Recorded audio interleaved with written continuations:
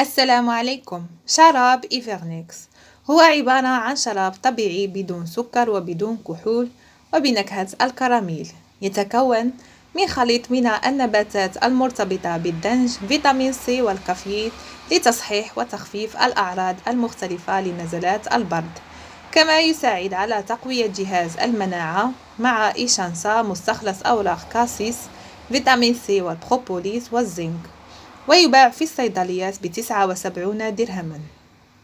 دواعي الاستعمال هي علاج أعراض نزلات البرد والتي تشمل سيلان الأنف والسعال، تقوية المناعة، كما يستعمل لعلاج أمراض الجهاز التنفسي والتهابات الأغشية المخاطية، وهو مناسب للحوامل والمرضعات، مرضى القلب ومرضى السكري، والأطفال من 3 سنوات فما فوق.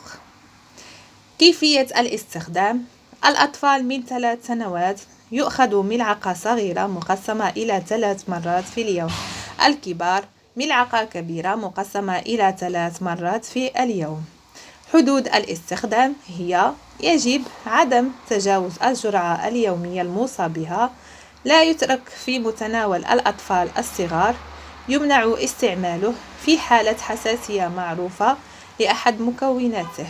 كانت هذه كل المعلومات المختصرة عن شراب إيفرنيكس، وإلى فيديو آخر مع معلومات أخرى، ولكم مني ألف سلام.